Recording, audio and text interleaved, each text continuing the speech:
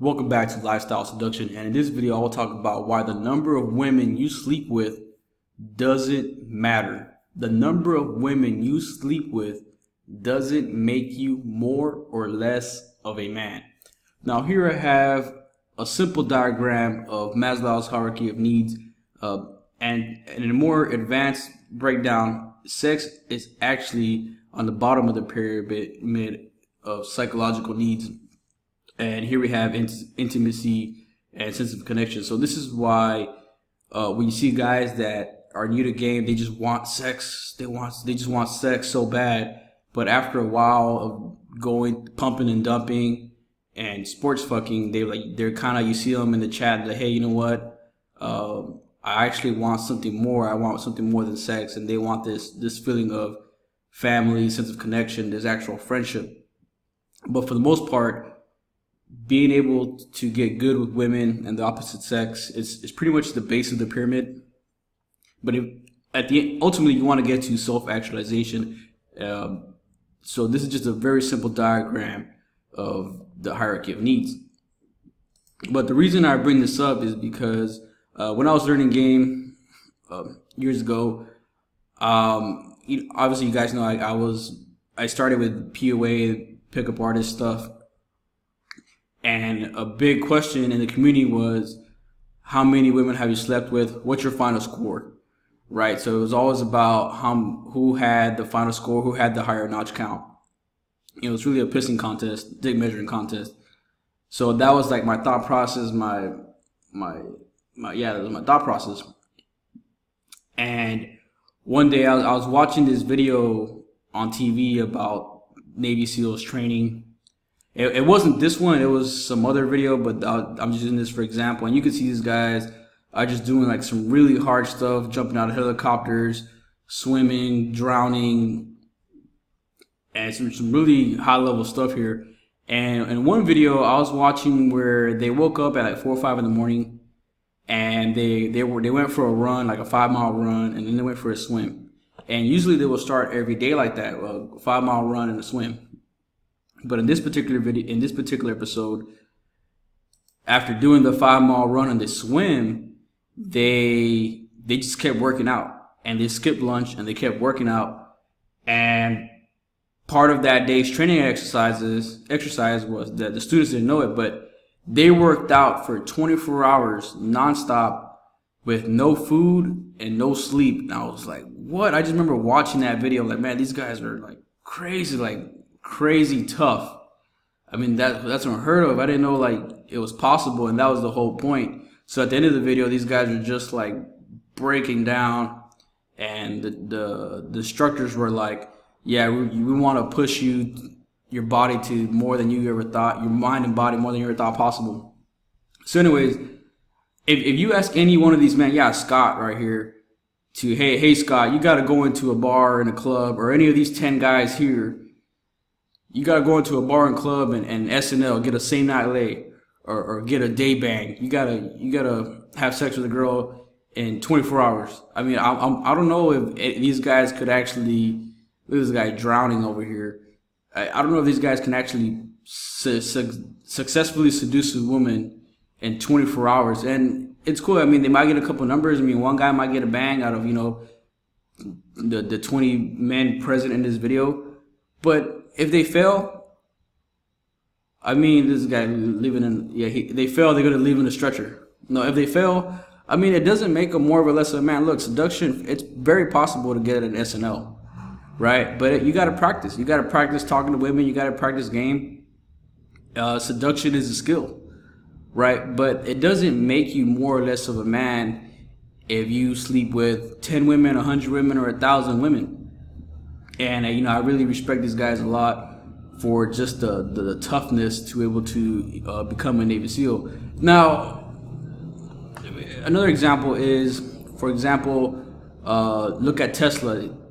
Tesla, it's rumored, it's believed that Tesla died a virgin. He didn't have a wife. He didn't have any kids. Maybe he had a handful of women, but it's believed that for the most part that he was celibate because he was so focused on his work and just his inventions that he didn't really have time for women. And if you're a player I mean, it takes a lot of time to be going through a lot of women, juggling a lot of women. Another example is, look at Einstein. I mean, Einstein, as much of a genius as he was, I mean, this guy was having sex with his cousin. Like, I mean, I don't really look up to Einstein. I mean, I like Einstein, I look up to him, but in terms of sexuality and game advice, I don't go to Einstein. I mean, this guy was fucking his cousin. This guy was out of control. So here's Einstein's cousin here. But why do I bring up Einstein? Why do I bring up Tesla? I mean, Tesla, I mean, just look at the inventions, the AC current. Here's a picture of Tesla. Alternating current, light, x-rays, radios, remote control. I mean, on and on, even to like wireless communications and limited energy. And if you look at Elon Musk with the Tesla brand, I mean, we're still talking about Tesla in 2018. I mean, yeah, he really changed the world. And even with Einstein, with the Manhattan Project and the atomic bomb, theory of relativity, the work of these men is their legacy. I don't give a fuck how many women Tesla fucked or Einstein fucked. And as a kid, like you see their posters on the wall and how much of a genius these guys were. And you take for granted, a lot of people take for granted the work that Tesla did, right? And you hear about how much of a genius Einstein was, but it's not until you dig into their past, like, Einstein was fucking his cousin, this guy's fucking out of control. But the point is, like, I would argue that these men, outside of their sexuality, reached a level of self-actualization, and they were so focused on their work and their craft, their inventions, that's the value that they brought to this world, not the number of women they slept with. Here we have, Conor McGregor. I'm pretty sure he could beat up Tesla and Einstein 2 against 1. He's a beast. I mean, love him or hate him. But I think Conor, I think that's his girl right here and his child. And I think this is her right here. Right. But for the most part, I don't know how many women he slept with, but it doesn't really matter. From what I get from Conor is that's his main girl and he has a kid. And since he's always like training, I mean, he's too focused on training and working out and getting better as a fighter that he's not just running through women. I'm pretty sure if he wanted to put numbers up, he could put numbers up. But for the most part, he seems pretty committed to his main squeeze.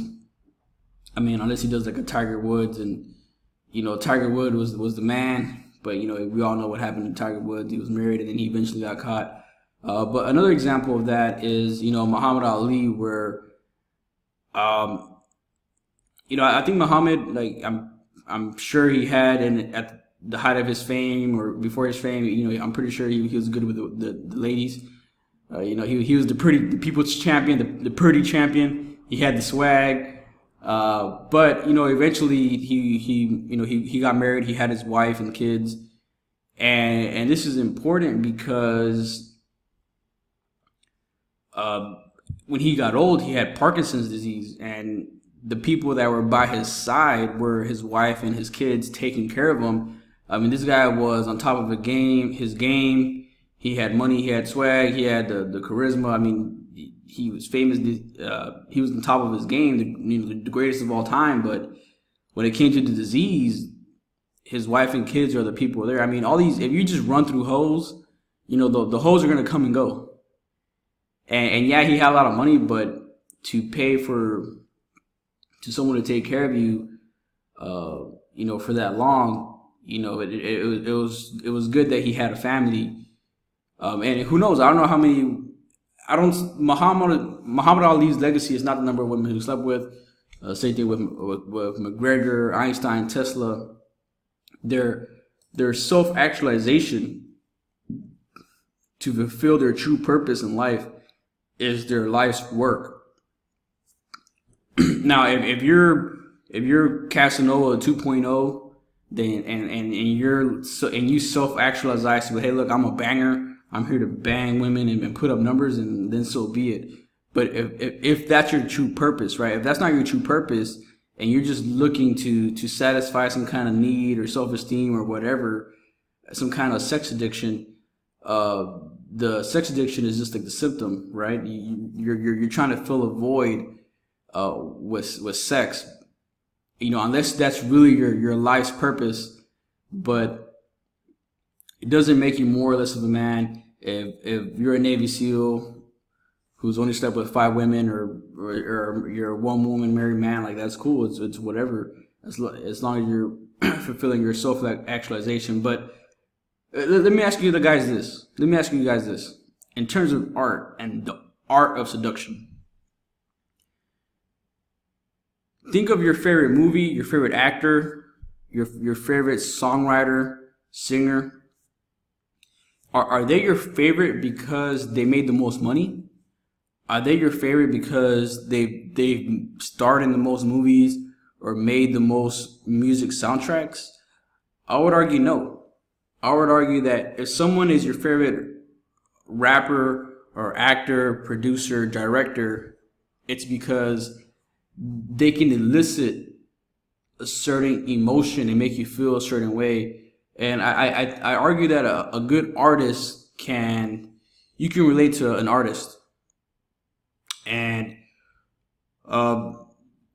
you can measure how much money someone made, how much work they produced. But if they're your favorite for whatever the genre is, there's something else beyond the money or the women they've been with. People, PUAs or they get too binary and just look at the numbers too much, and forget that seduction is an art. There's an art to seduction. And if you see my past videos, I go more into detail. But it's an art, and ultimately it's a form of self-expression, right? It's about self-expression, authenticity, and you're just expressing yourself to women, expressing yourself to the world, and to measure yourself by a metric, by someone else's standards. It's really doing yourself a disservice, and I want you to think about that. Just don't forget about the actual art that seduction is, and look past the numbers. Like, comment, subscribe, let me know what you think, and I'll see y'all next time.